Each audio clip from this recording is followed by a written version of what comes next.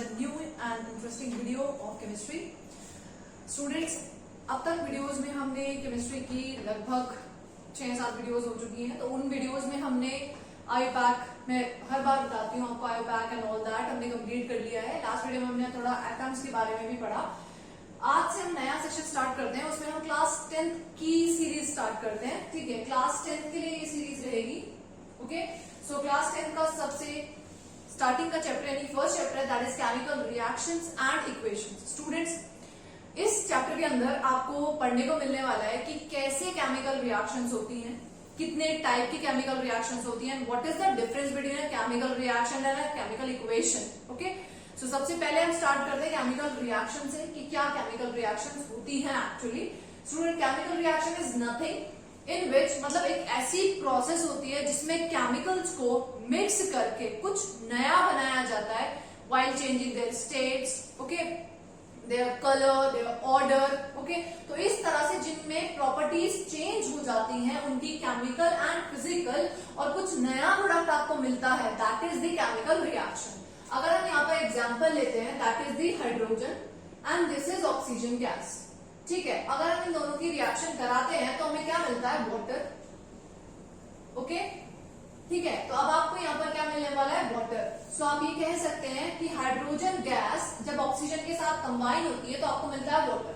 Students, hydrogen जो होती है वो काफी ज्यादा फ्लेमेबल गैस होती है। ठीक है, उसमें बहुत जल्दी से आग लग जाती है। सेम ऐसे ऑक्सीजन, ऑक्सीजन क्या काम कर रही है, ऑक्सीजन भी उसको एनहांस करने का काम करती है, क्योंकि आपको पता है कि जहां पर ऑक्सीजन प्रेजेंट होगी वहां पर इजीली फायर लग सकती है।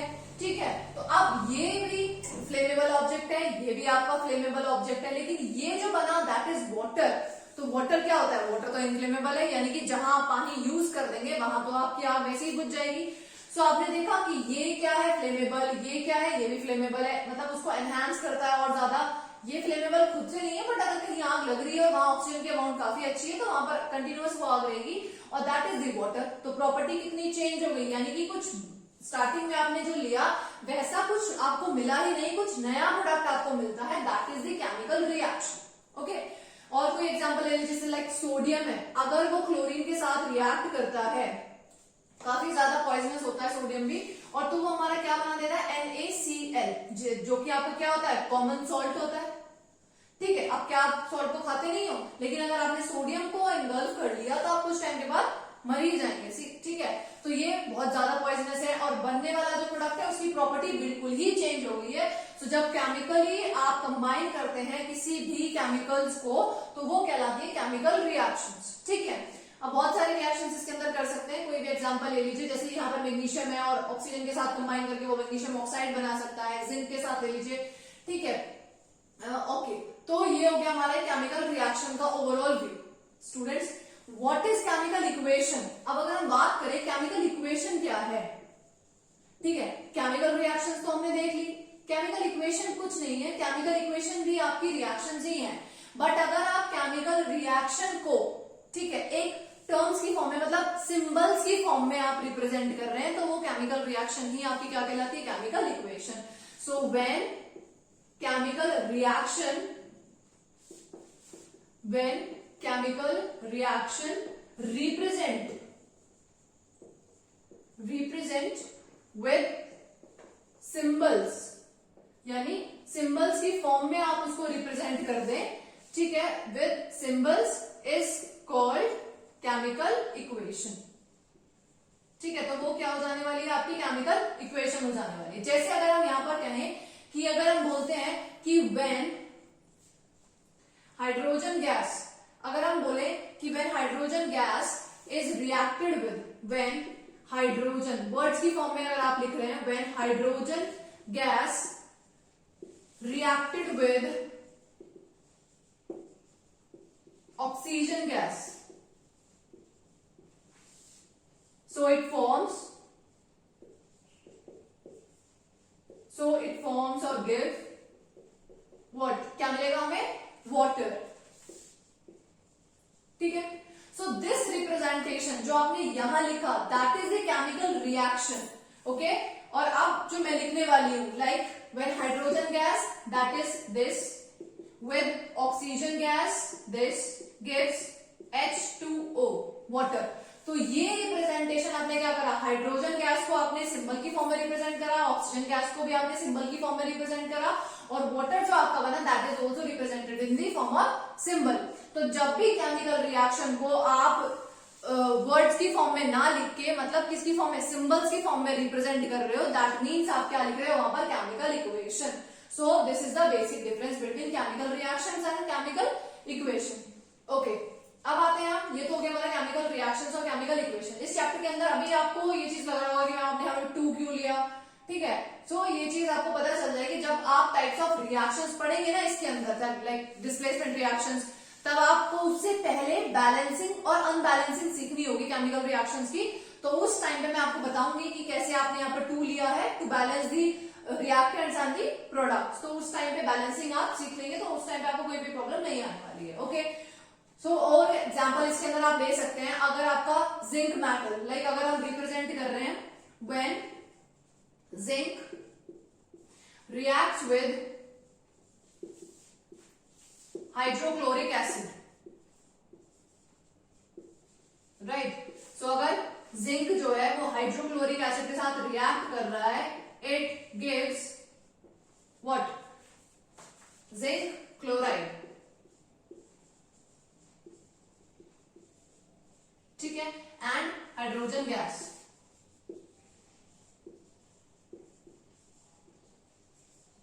So this representation is what? Chemical reaction. Okay? अब हम इसे केमिकल इक्वेशन की फॉर्म में लिखना चाहते हैं, तो हम क्या करेंगे, when zinc reacts with HCl, so आप यहाँ लिखेंगे zinc metal that is in solid form reacts with HCl, right? So क्या बना देगा, zinc chloride बना देगा, that is ZnCl2 with hydrogen gas. So this is the representation of a chemical equation in the form of symbols. तो आप अगर symbol की form में लिख रहे हैं तो वो हो जाती है आपकी केमिकल इक्वेशन, और अगर आप उसको वर्ड्स की फॉर्म में लिख रहे हैं तो वो हो जाती है आपकी क्या, केमिकल, वर्ड्स की फॉर्म में लिख रहे हैं तो वो हो जाती है आपकी केमिकल रिएक्शंस। ओके, अब हम एक चीज, नई टर्म देखते हैं कि students what are reactants and what are products. ठीक है, क्या होते हैं रिएक्टेंट्स और क्या होते हैं प्रोडक्ट्स। अगर हम यहीं पे देख लें, इसी में हम बता देते हैं कि रिएक्टेंट्स क्या होते हैं, ठीक है, और आपके प्रोडक्ट क्या होते हैं।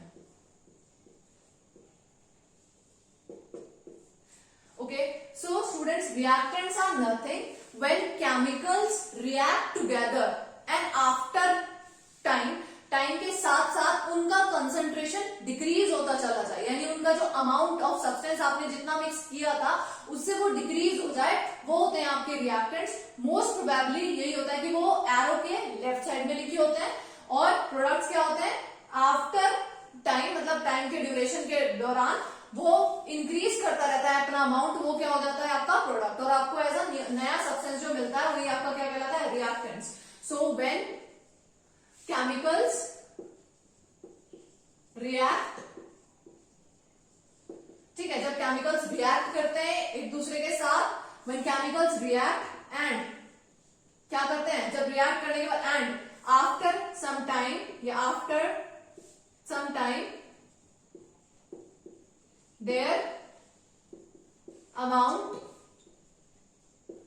get decreased, थोड़े टाइम के बाद वो क्या होने लग जाते हैं, डिक्रीज होना स्टार्ट हो जाते हैं। जैसे कि यहाँ पर आपने Na और Cl लिया हुआ है, सो दैट इज NaCl से वो Na और Cl से वो बनाया नया उसने product, that is the new product उसने बनाया, तो यानी कि ये केमिकल इक्वेशन है आपकी। और जो आपके एरो के इस तरफ लिखे होते हैं that is left side, most probably ऐसा होता है, जरूरी नहीं होता, क्योंकि कुछ रिएक्शंस आपकी रिवर्सिबल रिएक्शंस भी होती है, तो उसमें ये वाला रिएक्टेंट्स हो जाता है, ये वाला आपका प्रोडक्ट हो जाता है, और ये वाला रिएक्टेंट्स और ये वाला प्रोडक्ट, कई बार ऐसा हो जाता है रिवर्सिबल रिएक्शंस के अंदर। तो अभी इस रिएक्शन के अंदर जो हमारा Na होगा और Cl होगा, और हमारा क्या बन रहा होगा, NaCl बन रहा होगा, तो ये वाले जो होंगे वो क्या होंगे, हमारे रिएक्टेंट्स होंगे, ठीक है, जिन्होंने रिएक्शन करके कुछ नया बनाने की कोशिश करी और अपने आप के अमाउंट को डिक्रीज करा है। प्रोडक्ट्स क्या होंगे, व्हेन केमिकल रिएक्शन रिएक्ट्स, और उसके बाद when new product, new substance form, कुछ नया आपको मिल रहा है, when new substance is formed, ठीक है, and it's amount get increase.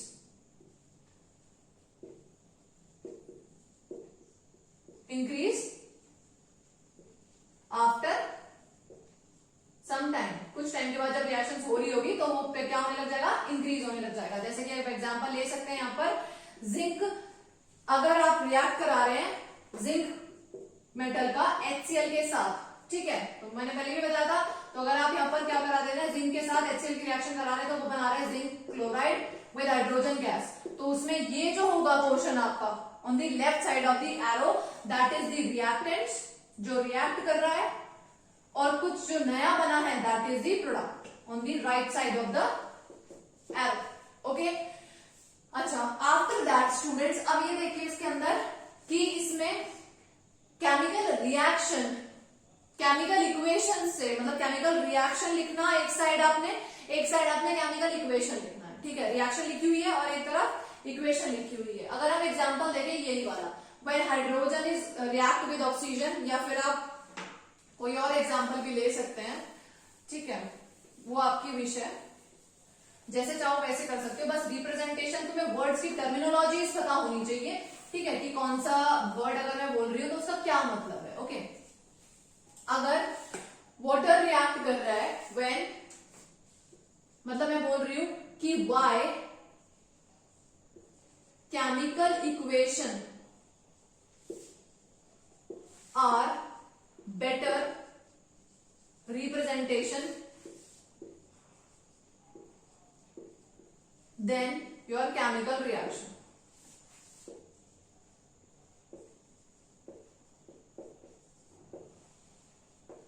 ठीक है, केमिकल इक्वेशन केमिकल रिएक्शन से क्यों बेटर है? देखो, पहली बात तो तुम्हें ये देख लो कि तुम्हें, अगर मैं बोलूं कि तुम्हें लिखना है when hydrogen gas is reacts with oxygen it forms water after some time, तो तुम्हें कितना टाइम लग रहा है इसको लिखने में, और हम ऐसे लिखना चाहें सीधा सीधा लिखो H2 के साथ O2 और बना दिया उसने वाटर। सो सबसे पहली चीज कि इट टेक्स लेस टाइम, ठीक है, टाइम कम लेती है, अपनी मेहनत कम होती है, वैसे भी हम बहुत ज्यादा लेजी हो रखे हैं आजकल, सो इट टेक्स मतलब लेस एफर्ट, ठीक, कम टाइम हमें लगता है, कम हमें मेहनत लगती है। दूसरा स्टूडेंट्स, अगर आपको मैं एक बात बता दूं कि केमिकल रिएक्शन अगर आप लिख रहे हो, मान लो अगर वो हिंदी में लिखी हुई है तो वो अलग तरीके से लिखी होगी, है ना, हिंदी में लिखा होगा व्हेन हाइड्रोजन, वो जब हाइड्रोजन गैस ऑक्सीजन गैस के साथ मिलती है या रिएक्शन करती है, पता नहीं रिएक्शन को क्या कहते हैं, रिएक्ट करती है, तो आपका क्या बनता है, पानी बनकर तैयार हो जाता है। हिंदी में ऐसे आ रहा है, इंग्लिश में अलग फॉर्म में लिखा होगा, ठीक है, उर्दू लैंग्वेज में अलग तरीके से लिखा होगा, मतलब अलग अलग लैंग्वेजेस में अलग अलग तरीके से लिखी होगी केमिकल रिएक्शन। बट अगर हम बात करें केमिकल इक्वेशन की, तो उसका मतलब क्या है कि हाइड्रोजन अगर ऑक्सीजन के साथ रिएक्ट कर रही है, तो चाहे किसी भी लैंग्वेज में लिखा हो, हाइड्रोजन H से ही रिप्रेजेंट होगा तो H से ही रिप्रेजेंट होगा, यानी इसका मतलब है इट इज यूनिवर्सली एक्सेप्टेड, यानी ये यूनिवर्सल, ठीक है, यूनिवर्सली आप जैसे चाहो वैसे इसे लिख सकते हो, मतलब अगर आपको ऑक्सीजन के साथ हाइड्रोजन रिएक्शन करवानी है तो यही तरीका एक हो सकता है, और कोई तरीका तो हो नहीं सकता, ठीक है, हिंदी इंग्लिश कैसी भी लैंग्वेज हो आप रिप्रेजेंट ऐसे ही करोगे, NaCl को आप NaCl की फॉर्म में लिखोगे, क्योंकि उसका सिंबल ही Na और Cl है, तो आप और तो कुछ कर ही नहीं सकते हो, ठीक है। So this is the intro of chemical reactions and chemical equation. उसके बाद स्टूडेंट्स कुछ ये दिया होगा रिएक्शन में कह रही हूँ चैप्टर के अंदर एनसीईआरटी के बेसिस पे, कि उसमें केस स्टडी दी हुई है कि आप मैग्नीशियम रिबन को जलाकर देखिए तो उसके अंदर से डेजलिंग एक बहुत ब्राइट लाइट कलर आपको दिखाई देगा जब आप उस ऑक्सीजन के, मतलब आप मैग्नीशियम को जलाओगे, क्योंकि मैग्नीशियम क्या करता है, ऑक्सीजन के साथ रिएक्ट करता है, ठीक है, तो वो मैग्नीशियम ऑक्साइड बना देता है, ठीक है, तो मैग्नीशियम क्या करता है, बहुत ज्यादा फ्लेमेबल है, तो वो ऑक्सीजन के जैसे ही कांटेक्ट में आता है, जरा सी उसमें आप लगाइए आग और उतना ज्यादा आपको अमाउंट में ब्राइट लाइट मिलेगी, और ये आपको व्हाइट कलर की पीपीटी में देखने को मिलने वाला है, पाउडर की फॉर्म में आपको मिलता है ये देखने को, ठीक है, तो that is the magnesium oxide. तो उसमें ये दिखाया गया है कि मैग्नीशियम ऑक्साइड आप करके देखिए, स्कूल में एक्सपेरिमेंट्स में पता नहीं बच्चों को, आधे स्टूडेंट्स तो बेचारे ऐसे हैं कि उन्हें लैब में लेकर ही नहीं जाया जाता, एटलीस्ट क्लास में आके टीचर्स करा दे मैग्नीशियम रिबन कितना कॉस्टली होता है, ठीक है, उसको जलाकर उनको दिखा दे और पाउडर फॉर्म में भी उनको दिखा सकते हैं. So this is the way to represent the magnesium with react with oxygen and it forms magnesium oxide.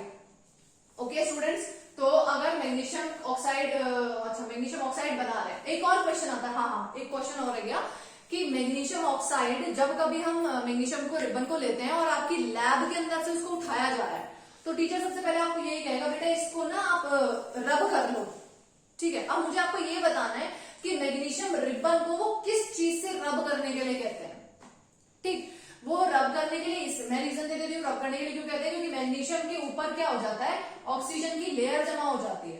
तो ऑक्सीजन की लेयर अगर मैग्नीशियम के ऊपर जमा होगी तो वो पहले से मैग्नीशियम ऑक्साइड बनाकर बैठी होगी, ठीक है. तो मैग्नीशियम ऑक्साइड पहले से वहां पर है तो आपको वो जलने में थोड़ी सी दिक्कत होगी.